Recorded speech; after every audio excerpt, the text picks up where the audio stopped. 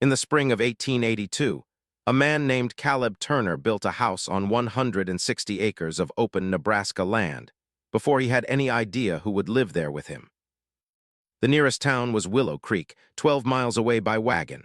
The land around his claim was wide and flat, covered with tall grass that bent under the wind like waves on a quiet sea. There were no trees near the house except 3 young cottonwoods Caleb had planted beside the well. They were thin and weak then, but he believed they would grow. Caleb believed in building things before they were needed. He built a barn before he owned a second horse. He dug a root cellar before he had enough food to fill it. He made a long kitchen table before he had anyone to sit across from him. When his neighbor, Samuel Brooks, came to help raise the roof, he looked through the open frame of the house and shook his head. "You plan too far ahead," Samuel said. Caleb lifted another board onto his shoulder. "A man has to know what he is working toward," he answered. Samuel looked through the doorway at the kitchen table, already standing inside. "And what are you working toward?" Caleb turned toward the empty rooms. "A home," he said. The house had 4 rooms. There was a kitchen, a sitting room, and 2 bedrooms. Caleb built a stone fireplace against the north wall and placed 2 windows on the east side so the morning light would enter the kitchen. He made shelves for dishes, hooks for coats, and a narrow bench beside the front door. In the larger bedroom, he built a wooden chest with a smooth lid. He left it empty. In the kitchen, he placed 2 blue cups on a shelf. He bought them from the general store in Willow Creek, even though he only needed one. Samuel noticed them the next time he visited. "You expecting company?" he asked. "Eventually," Caleb said. Samuel laughed, but Caleb did not. Caleb Turner was 34 years old. He was tall, quiet, and stronger than he looked. He had dark hair, gray eyes, and a scar near his left temple from a horse accident when he was 17. He had grown up on a small farm in Ohio with 5 brothers and sisters. His childhood home had always been noisy. There had always been someone talking, laughing, arguing, or singing. When his parents died within the same winter, the family broke apart. His brothers moved west. His sisters married. Caleb followed the railroad into Nebraska and claimed land of his own. He worked hard for 6 years. The wheat grew well when the rain came. His cattle survived the winters. His barn became full. His shelves held food. His debts were paid. But every evening, Caleb returned to a silent house. He would light the lamp, eat at one end of the long table, and listen to the wind press against the walls. Some nights the quiet felt peaceful. Other nights it felt like the house was waiting for someone. By the autumn of 1883, Caleb stopped pretending that work was enough. He placed an advertisement in a newspaper in Omaha. He wrote it 3 times before he was satisfied. Nebraska farmer, age 34, honest and hardworking, seeks a wife willing to share a simple but steady life.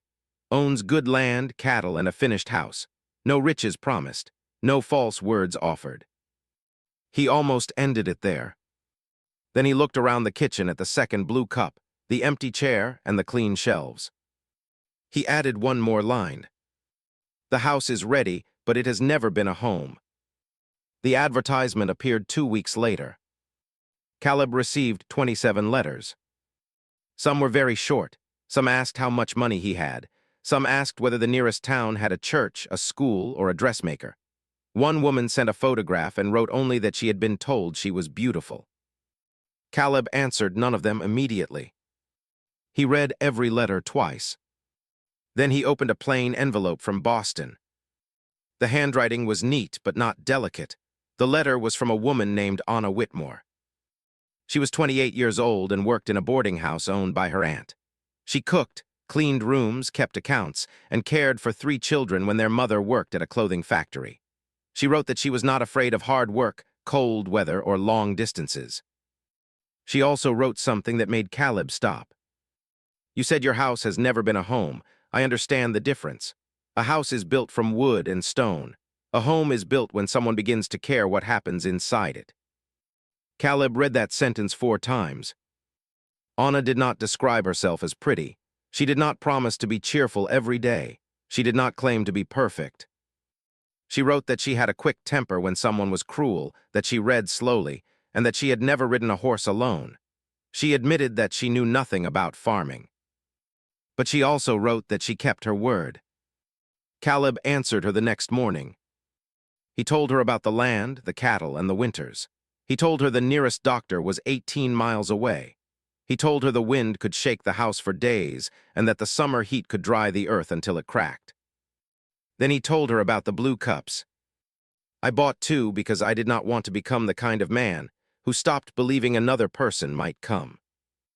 Anna's reply arrived 12 days later. Do not break the second cup, I may need it. That was the beginning. They wrote for 7 months. Their letters were not filled with grand promises. They spoke about ordinary things. Caleb explained how wheat changed color before harvest.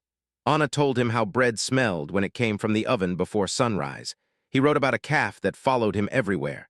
She wrote about a little girl at the boarding house who hid sugar cubes in her shoes. Over time, the letters became more honest. Caleb told Anna that silence had become a habit he did not know how to break. Anna told Caleb she feared being useful to everyone and loved by no one. He kept that letter in the wooden chest in the bedroom. In February of 1884, Caleb asked her to marry him. His letter was simple. I cannot promise you an easy life. I can promise that you will never be treated as a servant in your own home. The land will be ours. The work will be ours. The decisions will be ours. If you are willing to come, I will meet you at the Willow Creek station. Anna answered 3 weeks later. Yes. Caleb read the word while standing beside the kitchen table. Then he sat down because his knees had become weak. Anna was expected to arrive on May 6. For 2 months, Caleb prepared. He repaired the porch steps, painted the bedroom walls a pale cream, and bought new curtains from Omaha. He filled the wooden chest with folded blankets.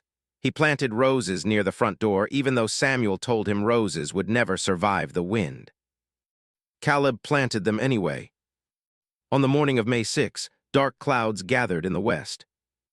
By noon, rain covered the road. Caleb drove his wagon through the storm toward Willow Creek. His coat was soaked by the time he reached the station. The train was late, and he waited beneath the narrow roof while rain struck the platform. When the train finally arrived, smoke rolled past the station windows. Passengers stepped down one by one. Caleb watched every face. Then he saw her. Anna Whitmore stood on the last step of the train with one brown suitcase in her hand. She wore a dark green dress and a plain gray coat. Her brown hair was pinned beneath a small hat, and her face was pale from the journey. She looked around the station. Then her eyes found Caleb. For a moment, neither of them moved. Caleb had imagined this meeting many times.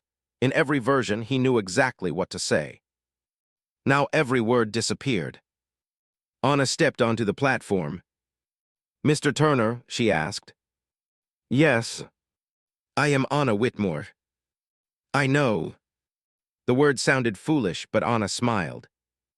It was not a wide smile. It was small, tired, and real. Caleb took her suitcase, and they walked through the rain toward the wagon. The road back to the farm was slow. Mud pulled at the wheels and thunder moved across the plains. They spoke only a little. Anna asked about the cottonwood trees. Caleb asked whether the train had been crowded. Both of them were careful.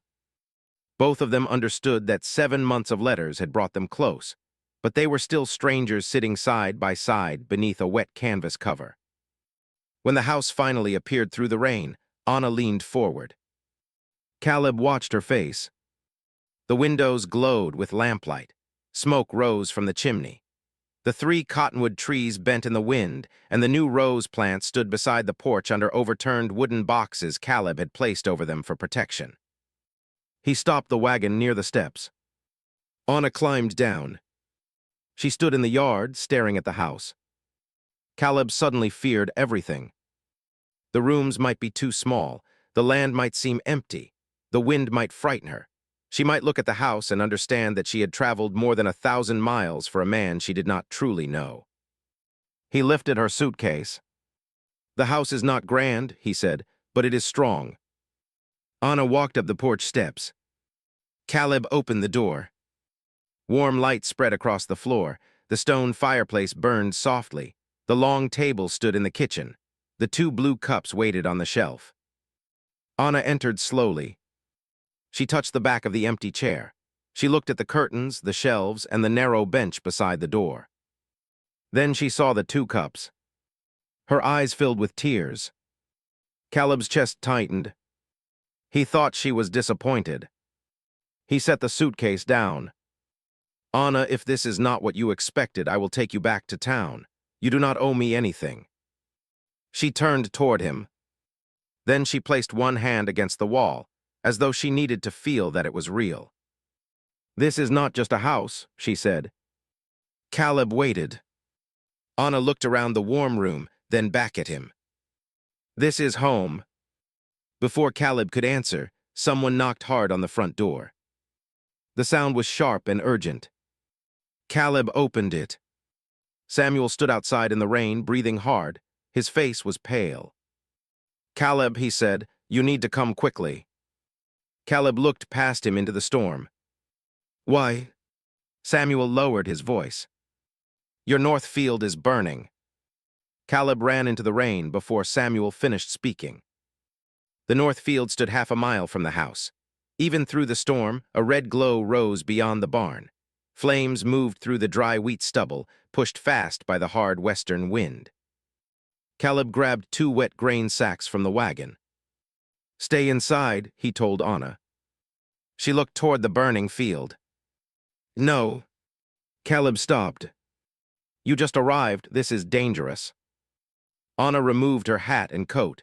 She placed them on the porch, then took one of the wet sacks from his hand. "You wrote that the work would be ours," she said. "You cannot change the agreement on my first day." There was no time to argue. Caleb, Anna, and Samuel ran toward the field. The fire had started near the northern fence. It burned low but moved quickly through the dead grass. Caleb struck at the flames with the wet sack, while Samuel pulled down part of the fence to stop the fire from reaching the barn. Anna watched them for only a moment. Then she understood what had to be done. She ran to the water trough near the barn, filled a bucket, and soaked another sack. She beat the flames back one section at a time. Smoke filled her eyes. Mud covered the bottom of her green dress. Heat burned against her face. Caleb shouted for her to move away when the wind changed. Anna did not hear him. A burning fence post fell near her feet. Caleb reached her, pulled her backward, and covered the flames with his sack. "Are you hurt?" he asked. "No." Her voice shook, but she stood again. Together they fought the fire until the rain finally grew heavier. The flames weakened. Smoke rolled across the field, and the last bright line disappeared beneath the wet earth. Caleb stood in the blackened grass, breathing hard. Nearly 5 acres had burned. It could have been much worse. Samuel walked along the fence, studying the ground. "Lightning did not start this," he said. Caleb looked at him. "How do you know?" The fire began under the fence rail. The grass there was covered from the rain. Samuel knelt and lifted a broken glass bottle from the mud. A piece of cloth was stuffed inside its neck. Someone had filled it with lamp oil. Anna stared at the bottle. Someone set the field on fire. Caleb's face became still. "It appears that way." "Who would do this?" Caleb did not answer. Samuel looked toward the dark road north of the property. "There were wagon tracks near the fence this morning. I thought they belonged to a traveler." Caleb took the bottle from him. He knew only one man who might want to fright him from his land. Silas Crane owned more cattle than anyone in Dawson County. His ranch covered thousands of acres, but his herds needed water. A narrow creek crossed Caleb's property before it entered Crane's land. 2 months earlier, Crane had offered to buy Caleb's farm. Caleb refused. A week later, Crane offered twice as much. Caleb refused again. Crane had smiled and said that every man had a price. Caleb told him that land was not only dirt, it was the place where he meant to build his life. Crane did not smile after that. Caleb looked toward the house. Anna had been there for less than an hour, and already someone had tried to burn the farm. A heavy shame settled inside him. He had promised her a steady life. Instead, she had stepped from a train into danger. They returned to the house after midnight. Anna's dress was wet, black, and torn near the hem. Her hands were red from holding the rough sack.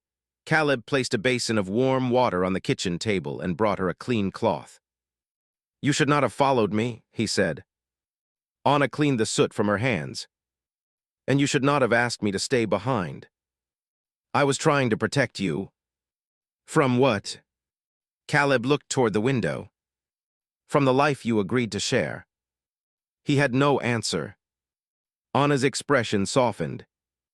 "I know you meant well," she said, "but I did not come all this way to watch you face every hard thing alone." Caleb sat across from her. The second blue cup stood between them. He had imagined their first evening many times. He had thought they might drink coffee, talk beside the fire, and slowly become comfortable with each other. He had not imagined smoke in her hair or blood on her palms. "I should tell you about Sela's crane," he said. Caleb explained the offers, the creek, and Crane's final warning. He told her that Crane controlled many local businesses. He owned the feed store, lent money to farmers, and had friends in the county office. Anna listened without interrupting. When Caleb finished, she asked one question. "Do you believe he started the fire?" "Yes." "Can you prove it?" "No." Anna looked at the broken bottle Caleb had placed near the door. "Then we will need proof." Caleb almost smiled. She had said we. The next morning, the storm was gone. Sunlight entered through the east windows and fell across the kitchen floor. Anna woke before Caleb.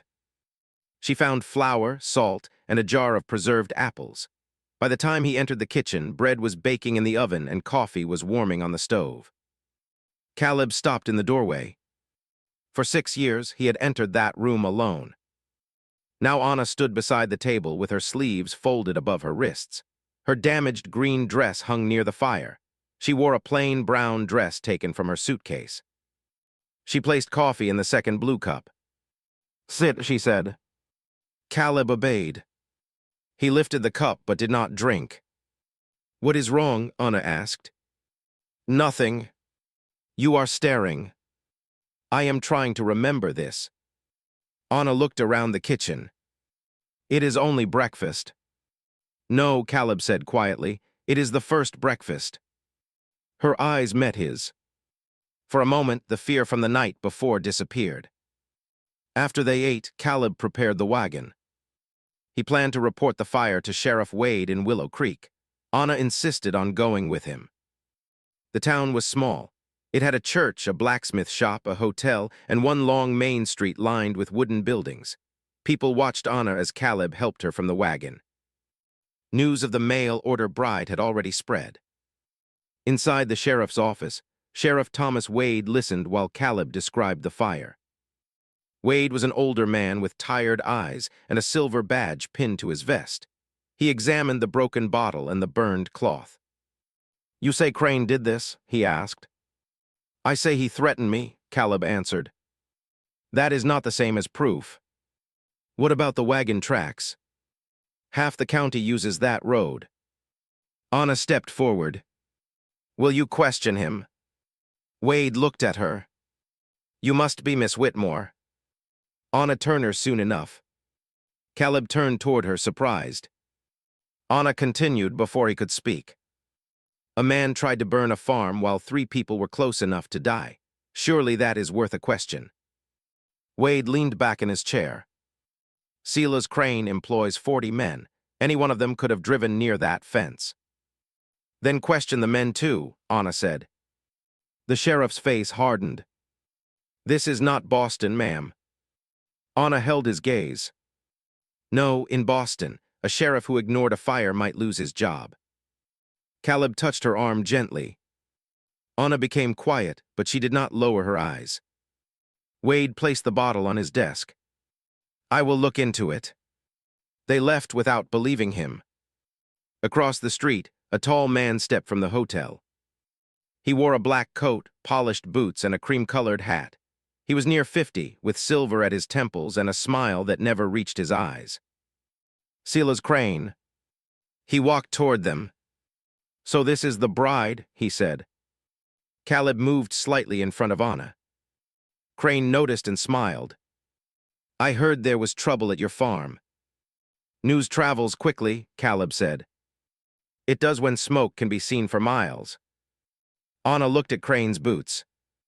Fresh red mud covered the heels. The road near the Turner farm was the only place north of town where the soil had that deep red color. Crane followed her gaze and stepped backward. "I hope you did not lose much," he said. "Only grass and part of a fence," Caleb answered. "That is fortunate." Crane looked at Anna.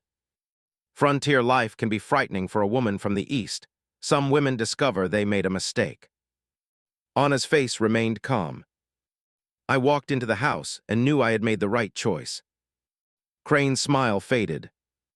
He turned back to Caleb. "My offer for your land still stands. In fact, I may increase it. A newly married man should think about safety." Caleb stepped closer. "Is that another threat?" "It is advice." Crane touched the edge of his hat and walked away. Anna watched him enter the feed store. "He did it," she said. Caleb looked at the red mud on the boardwalk where Crane had stood. "Maybe." "No," Anna replied. "He wanted us to know he did it. He believes we cannot prove it." When they returned to the wagon, Anna noticed a folded piece of paper beneath the seat. She picked it up. The paper had not been there when they left the farm. Caleb opened it. The message contained only one sentence: "Sell the land before the next fire reaches the house." Caleb looked around the street, but no one was watching them. Then Anna turned the paper over. On the back was a small dark mark made by a printing press. She held it closer to the light. It was not random ink. It was the broken shape of a letter. Anna had spent years working with printed pages. She knew what damaged type looked like. "This note was printed in town," she said. Caleb stared at her. "How can you know that?" "The letter C is cracked. A printing block leaves the same mark every time it is used." There was only one newspaper press in Willow Creek. It belonged to Silas Crane. Anna held the note beneath the morning light.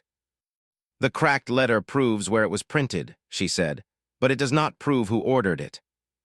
Caleb folded the paper and placed it inside his coat. "Then we find the person who used the press."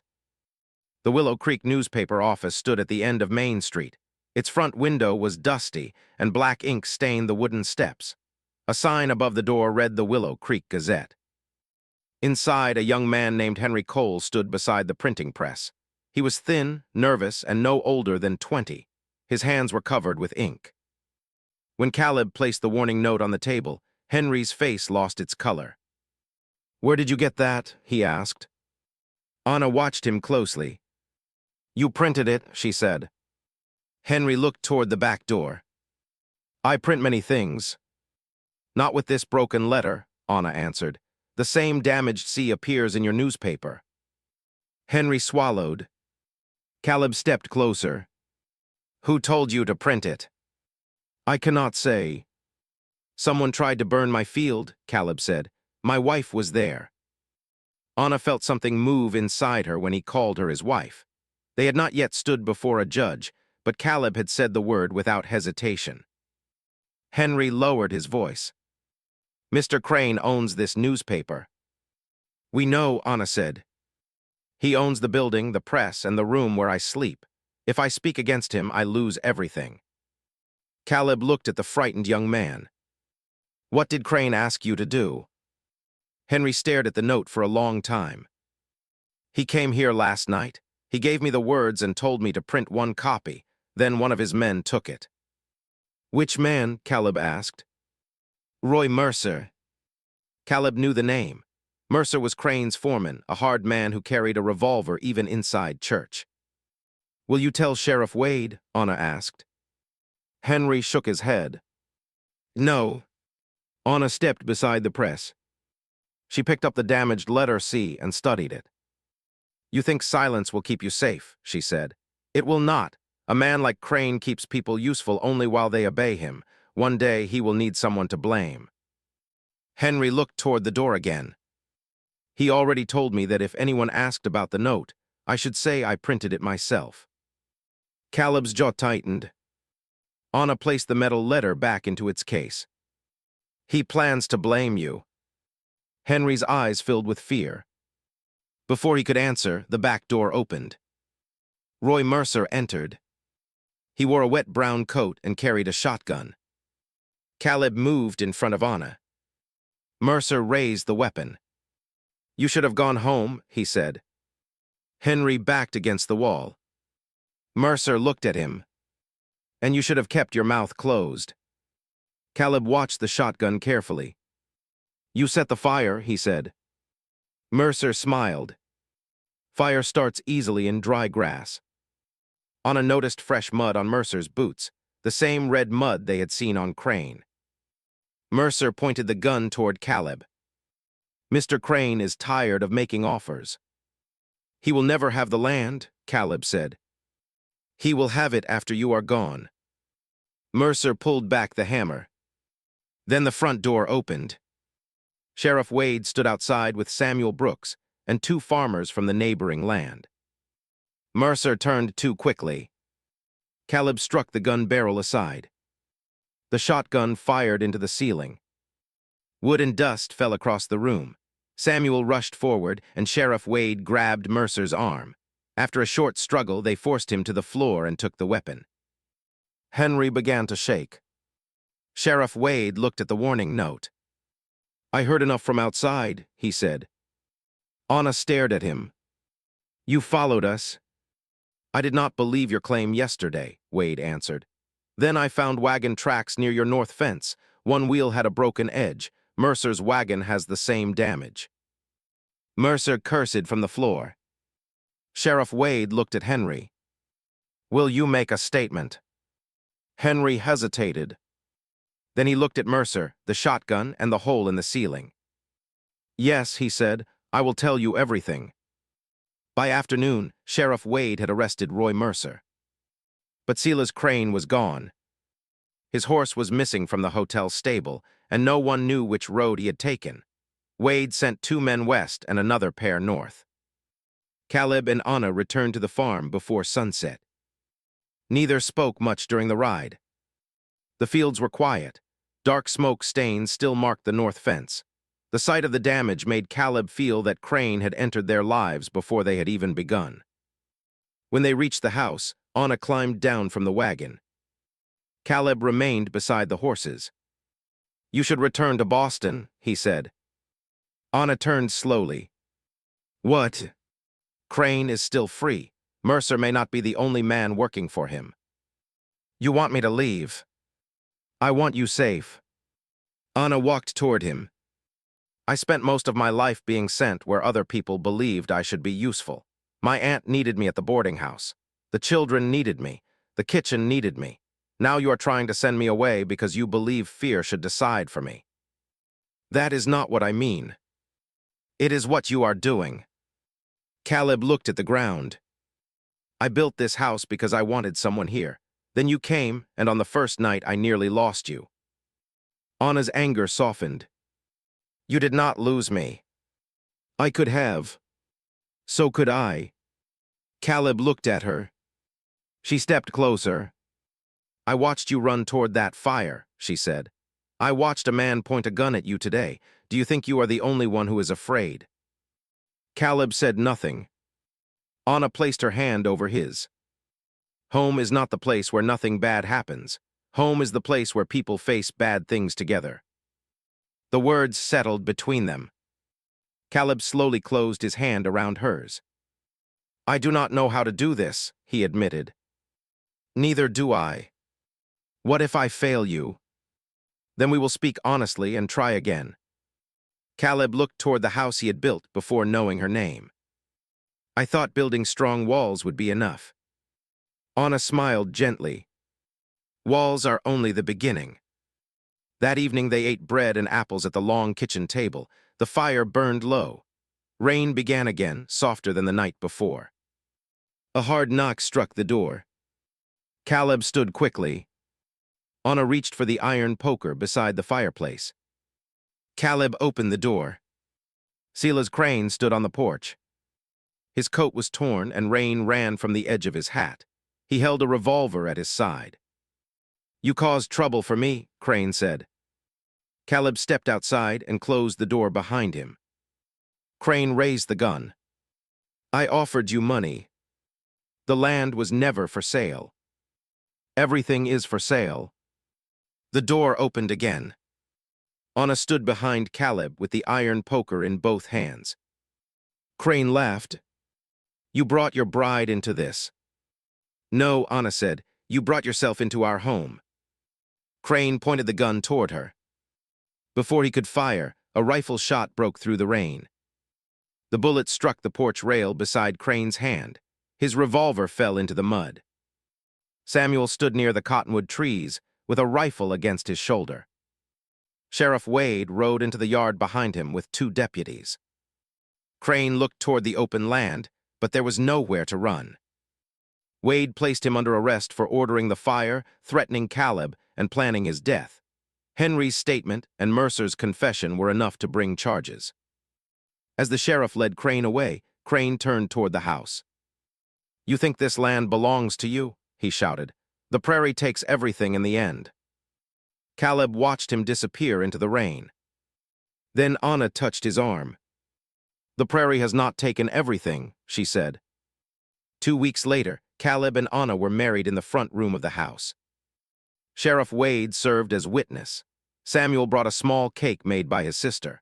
Henry Cole came from town and gave them the first newspaper he had printed after buying the press from the county. The headline announced Silas Crane's arrest. Anna folded the newspaper and placed it inside the wooden chest. Years passed. The roses beside the porch survived the wind. The 3 cottonwoods grew tall enough to shade the well. Caleb added 2 rooms to the house. Anna planted a garden, kept the farm accounts, and filled the shelves with books. They had 2 daughters and a son. The long table was never empty again. There was always bread cooling near the window, boots beside the door, and voices moving through the rooms. On winter nights, the children sat near the fire while Anna told them about the day she arrived from Boston. She never began with the train. She began with the 2 blue cups. Many years later, after the children had grown and left homes of their own, Caleb and Anna still sat together on the porch each evening. One summer night, Caleb looked at the house. "I built it before I sent the advertisement," he said. "I know. I thought I was building it for you." Anna rested her head against his shoulder. "You built the walls," she said. "We built the home." Inside the kitchen, the 2 blue cups remained on the shelf. One had a small crack near the handle. The other was faded from years of use. Neither had ever been replaced.